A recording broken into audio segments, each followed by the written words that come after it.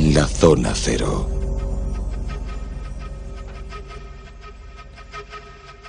Seguro que os va a interesar este monográfico de la noche, de esta noche, en donde vamos a intentar desvelar el origen de determinadas frases, expresiones, determinadas frases proverbiales que todos hemos oído, no en alguna ocasión, sino en cientos o en miles de ocasiones, sino prácticamente todos los días, en algún momento, como coletilla a determinados comentarios, como comentarios que podemos hacer a otras personas. Y bueno, va a ser interesantísimo descubrir el origen de esas frases, de esas sentencias, de esas frases, como decimos, proverbiales, con Jesús Callejo, con Carles Canales. Muy buenas. Hola, buenas noches. Hola, Bruno. ¿qué tal, Bruno? Y con algunas, bueno, pues que vamos a ir analizando una a una. Algunas, Jesús, por ejemplo, con varias de ellas. Y a lo largo del programa, a lo largo del monográfico, nos vamos a encontrar con nombres propios. Sí. O nombres de lugares. Que no ha oído hablar de los amantes de Teruel y que no lo ha dicho en ocasión de forma más completa, ¿no? Los amantes de Teruel, tonta ella, tonta él. Tonto él. Tonto él, sí, exactamente. Sí, bueno, nos parecía interesante dedicar esta vez el monográfico a las frases proverbiales, a diferencia un poco de lo que dedicamos hace unas semanas a las frases históricas. Y es cierto que mucha gente repite estas expresiones, que vamos a decir este top 10, ¿no?, de frases proverbiales, y bueno, pues muchos no conocen el origen, y yo creo que es bueno conocerlo porque hay una parte histórica y una parte legendaria. Y con esta que tú acabas de comentar, Bruno, se dan las dos circunstancias, ¿no? Cuando se dice eso de los amantes de Teruel, tonto ella, tonto él, es decir, es verdad, ocurrió, ha habido unos amantes de Teruel, tuvieron esos amoríos, una especie como Romeo y Julieta a la española. ¿Eran tontos? ¿Eran tontos? La pregunta. Son los auténticos los que están en Teruel. En fin, todo este tipo de disquisiciones, pues la gente se lo pregunta y bueno, yo creo que es lícito porque forma parte también del enigma, ¿no?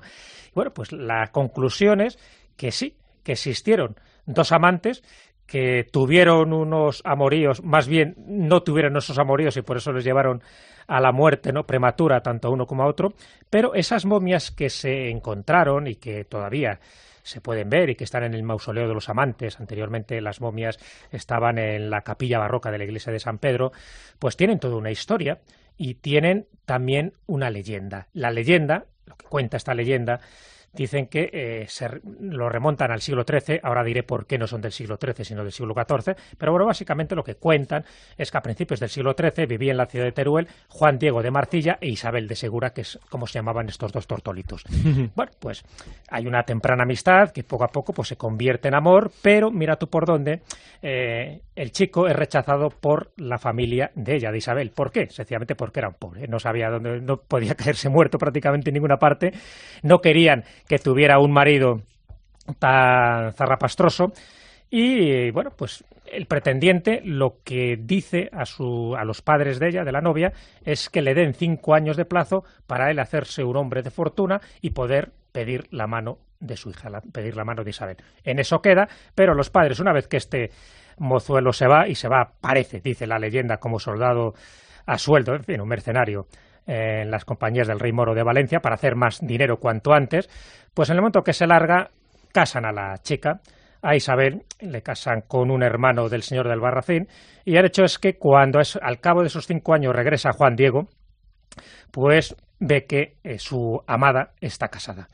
Pero, sigue diciendo la leyenda, le pide un beso, por lo menos ese beso que le tuvo que haber dado en su momento y por incumplir la promesa que le había dado.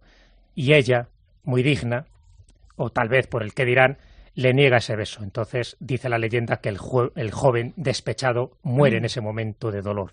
Bueno, al día siguiente se celebran los funerales de Juan Diego en la iglesia de San Pedro y entonces la mujer, Isabel, enlutada, se acerca al féretro, quiere dar un beso al difunto, el que no le dio en vida, y en ese momento le da un síncope también y muere allí. Así que esa es un poco la triste historia, por lo menos una de las versiones, porque hay más versiones, y cómo termina este asunto. ¿Qué ocurre? Que luego con el tiempo pues se convierte en leyenda y ya queda como la duda de si realmente existieron o no existieron. Bueno, pues hace muy pocos años se pasó unas pruebas biológicas, hasta 7 pruebas biológicas a un laboratorio de Miami, un tejido muscular y piel de los cadáveres de estas momias, y se determina que efectivamente corresponderían a momias del siglo XIV, es decir, de principios del siglo XIV, por lo tanto la leyenda no sería ya del siglo XIII, y todo indica de que posiblemente probablemente corresponderían a estos dos amantes que la leyenda les ha querido dejar en este puesto, ¿no?, de ese amor tan romántico que al final los dos, por no conseguir consumar su idilio, pues mueren con sendos síncopes. Y de ahí lo de los amantes de Teruel, tonta ella, tonto él. Efectivamente no eran tontos, pero sí que sin llegar a consumarlo ni catarlo, pues por lo menos en esta tierra y en esta vida, pues dejaron ese recuerdo tan imborrable en todos aquellos amantes que se acercan a Teruel para rendirles pleitesía. Y después de que Jesús Callejo nos contara el origen de esta frase proverbial, bueno, es tiempo de decir que a buenas horas mangas verdes nos enteramos de esto, ¿no? Efectivamente, es la frase habitual que se dice cuando algo llega fuera de oportunidad, cuando ya no sirve para nada, cuando llega tarde, pero se necesitaba su presencia un tiempo antes. Pues tiene un origen político, curiosamente. Cuando es nombrada Isabel la Católica, Isabel de Castilla, reina, en 1476, creó un tribunal que estaba instituido con una jurisdicción propia y especial, que era la Santa Hermandad. La Santa Hermandad tenía muchísimas funciones, pero entre otras hacía lo que ahora llamaríamos la investigación criminal. Pero investigación criminal no solamente desde el punto de vista de lo que sería un CSI medieval, sino que hacían todo lo que era el proceso de búsqueda, interrogatorio y detención de los sospechosos. En una Castilla que acababa de terminar una guerra civil y que estaba sacudida por la violencia y bueno, por los bandidos y por el desorden, la Santa Hermandad fue al principio enormemente eficaz. De hecho, el duque de Villahermosa, que la mandaba, fue su primer dirigente, pues dividió en grupos de 4 hombres, llamados por eso cuadrilleros, y bueno, pues fueron enormemente eficaces. Sin embargo, con el paso del tiempo, aunque de una manera u otra, básicamente, la Santa Hermandad llegó hasta tiempos muy modernos, de hecho, cuando ya existía la policía, es decir, de hecho, formalmente no es eliminada del todo hasta 1835. En la práctica, lo que era la misión de orden público y de guardia y custodia de las ciudades y del campo ha ido pasando progresivamente a otros cuerpos de vigilancia cívica, bueno, de los que, con nombres diversos, de los cuales eran conocidos por el pueblo con muchas formas, por ejemplo, corchetes, etcétera. De hecho, el primer cuerpo unificado ya rural que hubo fue la Guardia Civil, pero ya en 1844, a mediados del 19. Bueno, la primera Santa Hermandad, que era tan eficaz, sus hombres llevaban una especie de coleto de cuero y utilizaban una túnica con una cruz roja sobre fondo blanco, pero llevaban siempre jubones verdes, jubones con mangas verdes. Cuando la Santa Hermandad fue perdiendo su eficacia, llegó un momento que siempre llegaban tarde a todo, o sea, cuando ya no se necesitaba para nada. Ya estaba el muerto, ya se había quemado todo, ya está todo, ya no había solución. Entonces comenzó a extenderse el dicho de a buenas horas mangas verdes, que luego quedó como símbolo eterno en el lenguaje castellano de todo lo que cuando ya llega como solución no sirve para nada. A buenas horas mangas verdes. Curioso enterarse también de el origen de esta frase proverbial. Otra, que yo no la he escuchado nunca porque jamás me la han dicho, ¿no? Pero algunos sí, más feo que picio. Sí, pues alguno de la Santa Hermandad era más feo que picio, seguro. Bueno, pues fíjate, también dicen que tiene una base histórica. Y en este caso, bueno, pues no tenemos que irnos demasiado lejos, al siglo XIX, y dicen que Picio era un zapatero granadino, nacido en Alendín, en Granada, y bueno, ¿por qué decían que era feo? Pues no era feo de nacimiento, sino porque comenta esa leyenda, ¿no?, de que a este hombre, bueno, le condenan a muerte, y ya cuando está prácticamente recibiendo los últimos sacramentos ahí en capilla, recibiendo pues todas las consolaciones que se le puede dar en esos momentos por parte del sacerdote, bueno, pues justo en ese momento le llega el indulto. Y entonces, de la emoción, de la sorpresa, de la reacción, se le cae el pelo, se le caen las cejas, se le caen las pestañas, y en fin, y si fuera poco, le sale una serie de tumores por toda la cara que le dejaron plenamente deformado. Bueno, hasta tal punto que aquel que le veía quedaba horrorizado, ¿no? Él salvó la vida, pero su fisonomía dejó mucho que desear, ¿no? Entonces, a partir de ese momento es cuando empezaron a decir que era más feo que Picio. Dicen que huyó a Lanjarón, porque claro, ya en su pueblo era tan conocido que le señalaban con el dedo y no te digo ya la chifla de los muchachos. Así que se marcha a Lanjarón, donde también encima fue expulsado porque entra en una iglesia sin quitarse el pañuelo que le cubría la calva, claro, estaba como una bombilla. Y entonces, como no se quiso quitar el pañuelo, también le echaron de la iglesia de Lanjarón. Bueno, la cosa es que el hombre pues tuvo muchos problemas hasta que llega el día de su muerte y encima, para colmo, cuentan algo que seguro que que no es verdad, y cuentan que el párroco, cuando le va a dar la extrema unción, se la tiene que dar con una caña, ¿no?, por el miedo que le daba acercarse y ver esa cara monstruosa. Bueno, seguro que se exageraba. Bueno, pues fíjate tú por dónde este dicho, que se comenta, ¿no?, pues con cierta frecuencia, incluso que aparece en una novela, el primer documento escrito, uno de los primeros documentos es en la novela de Pedro Antonio de Alarcón, El sombrero de tres picos, donde hay una frase que se dice: el tío Lucas es más feo que Picio. O sea, que a partir de ahí estamos hablando de una novela del siglo XIX. Bueno, pues hay uno que dice que tenía todos los requisitos para ser Picio, y era Antonio Alcalá Galiano, un político, escritor, un buen orador, que era del partido de los liberales. Bueno, pues eso comenta Pío Baroja, ¿no?, en una de sus obras, que era muy reputado por su elocuencia y por su fealdad. Entonces, bueno, pues también al pobre hombre le llamaron Picio, a pesar de que no era ese su apellido. O sea que, como ves, no solo es una frase proverbial, sino que algunas personas con nombres y apellidos sí el que le han cargado con ese San Benito, y nunca mejor dicho, por lo que hemos dicho antes de la Santa Hermandad. Y nunca mejor dicho también en este momento otra de esas frases proverbiales, porque, bueno, pues el Picio disponía de tal calva. Sí. Y a la ocasión a veces la pintan de esa forma. Efectivamente, encima de manera errónea. Es verdad que la famosa frase de la ocasión la pintan calva alude a unas antiguas representaciones alegóricas que los romanos hacían de la diosa Ocasión, una diosa menor que se supone, según el dicho popular, que se la pintaba calva. Lo curioso en la práctica es que no es así. Es decir, las estatuas de diosa Ocasión no la pintaban calva, sino que la pintaban con el pelo echado hacia la frente, hacia adelante. Que eso sí tenía cierta lógica, porque los romanos entendían que eso simbolizaba lo que se podía asir en el momento, pero no cuando hubiera pasado. De hecho, François Rabelais, el escritor francés, escribió sobre eso un aforismo que decía que la ocasión tiene todos los pelos en la frente y cuando ha pasado ya no se puede atrapar. Bueno, es lo que sería un dicho sobre un error, pero que sin embargo ha pasado al lenguaje popular de todos los idiomas latinos, lo de que los romanos pintaban a la diosa Ocasión calva cuando no era exactamente así. Así que ahí lo tienes. Otra de esas frases, volvemos con otro. Antes hemos hablado de Teruel, otro nombre de ciudad, Sevilla, y bueno, esta es una frase que en los niños muchísimas ocasiones la utilizan, en ningún caso seguramente saben qué significa, porque bueno, pues servidor tampoco lo sabe y que espera descubrirlo ahora, ¿no? Porque cuando desaparecemos de un lugar nos dicen, y llegamos luego tarde, nos dicen quien se fue a Sevilla perdió su silla. Perdió su silla, exactamente. Pues no te levantes, Bruno, del sillón, porque ya verás tú dónde va a ir a parar. Pues efectivamente, esa es una norma, ¿no?, casi también proverbial, efectivamente, por eso estamos hablando de frases proverbiales, que se ha utilizado pues con mucha frecuencia y no siempre bien entendida, y no siempre pensando que tiene un trasfondo histórico, como es el caso, porque esta frase, una frase hecha, está aludiendo a un episodio histórico que ocurre en el siglo XV, porque hay versiones que dicen que es del siglo XVI. No, realmente ocurre en el siglo XV, en tiempos de Enrique IV el Impotente. Bueno, pues comenta, porque siempre hay que hablar de la leyenda, ¿no?, porque siempre falta ese documento histórico que lo acredite.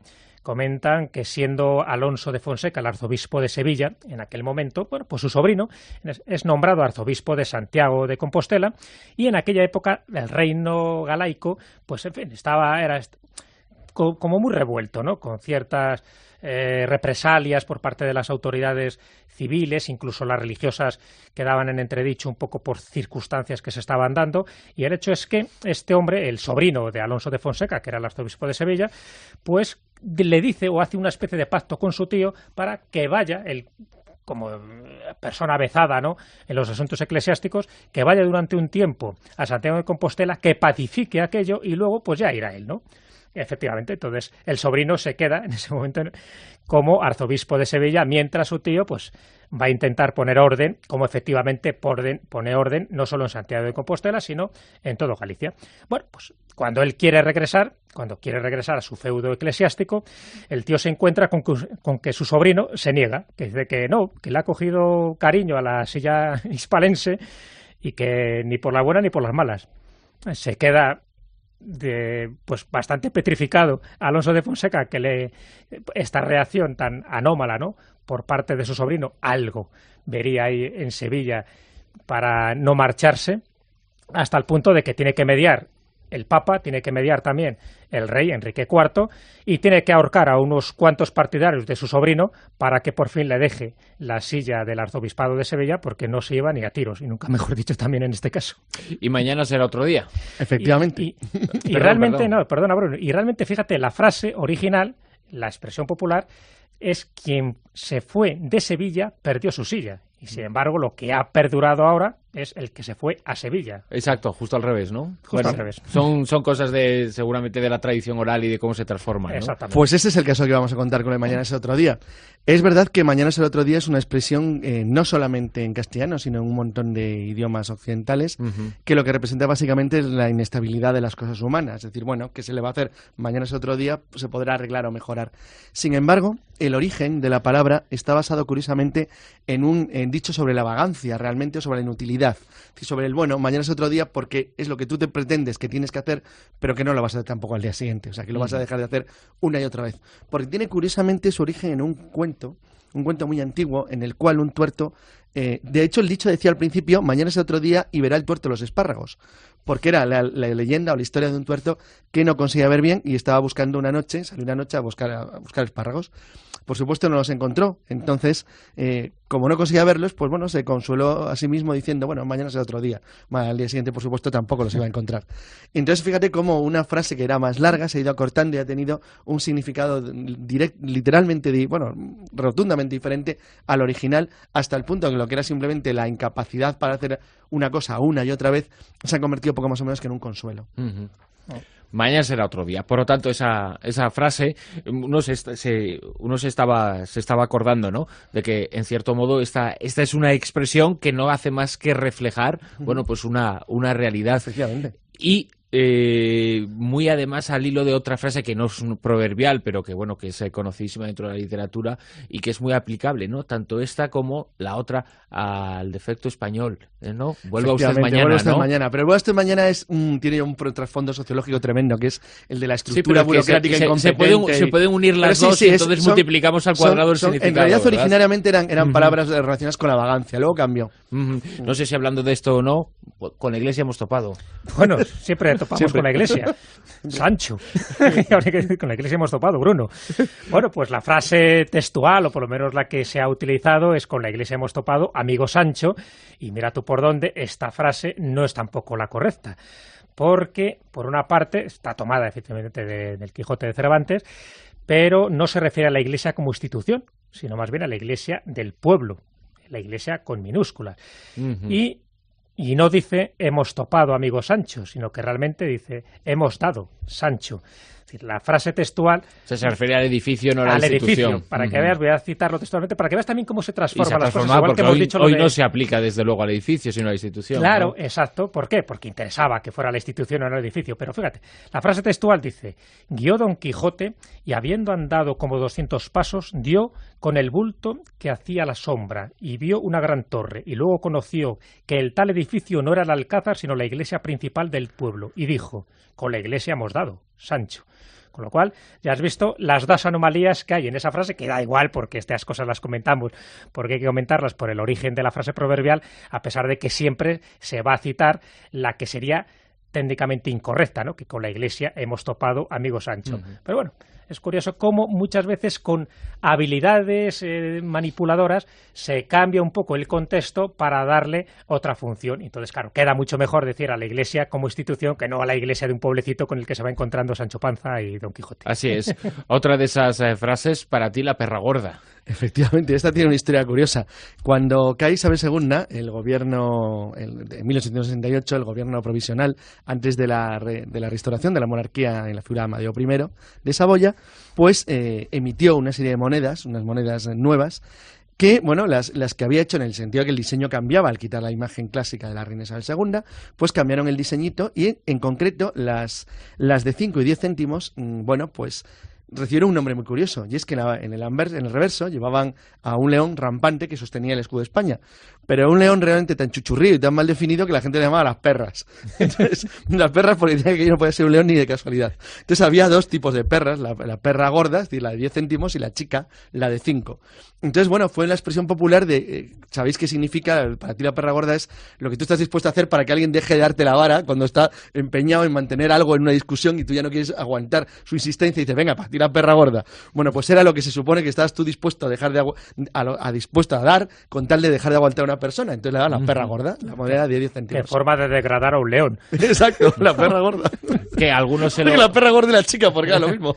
Que algunos se lo habrán dicho precisamente por meterse en camisa de 11 varas. Claro, pero verás, claro, efectivamente, pero antes de las camisas de 11 varas verás que también existe no soltar una perra. De ahí viene también, viene del mismo tipo de moneda.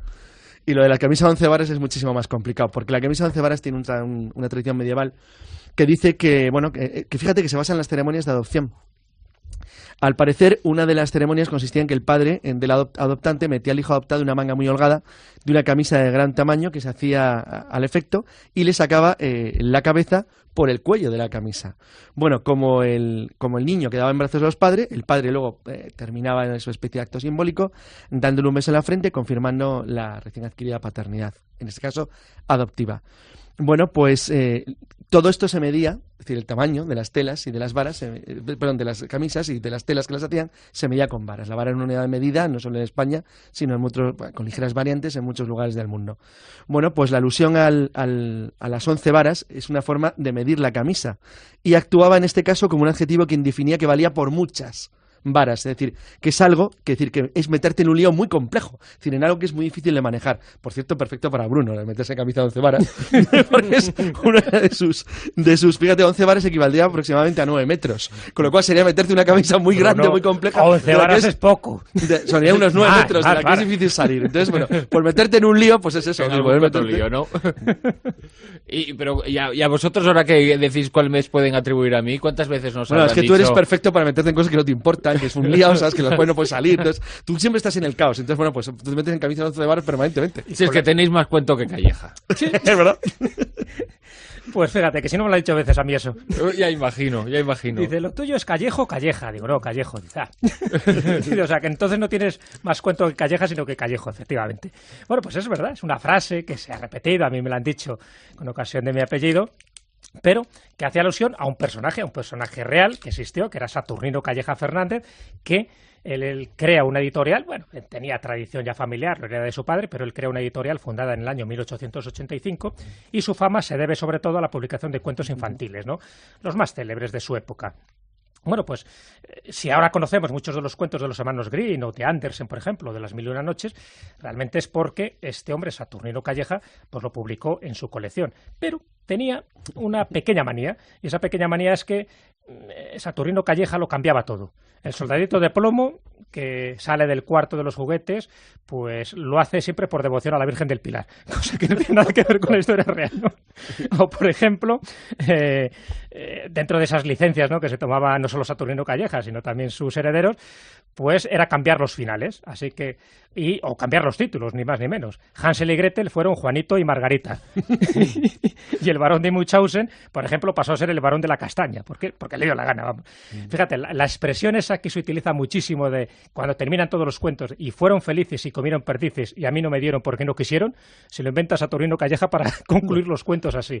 O sea que fue célebre por dar a conocer muchísimos de los cuentos de la tradición popular, pero por otra parte, vamos, el tío añadió e inventó todo lo que quiso, metió una serie de morcillas, y nunca mejor dicho, en todo lo largo del teatro, y sirvió también pues para dar a conocer a muchos artistas célebres de aquella época como Salvador Bartolocci. O sea que el mérito es indiscutible, y de ahí viene lo de tienes más cuento que Calleja, porque eran los cuentos que se lían en aquella época.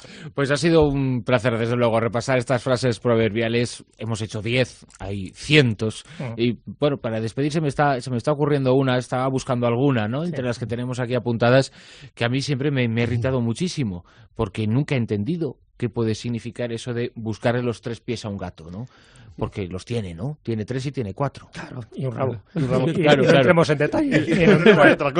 Y que la frase debería ser buscarle los 5 pies al gato, que son los que sí que no tiene. Claro, ¿y por qué es de que tiene 7 vidas al gato? También esa es otra historia, que tiene que ver mucho con el mundo egipcio. Ajá. Pero eso, amigo Sancho, es otra historia. Eso es otra historia, que también es una frase proverbial. Gracias por batiros el cobre, que también es otra frase proverbial para preparar este monográfico. No, el libro que tengo delante, que está fantástico. Hasta luego. Que te pató.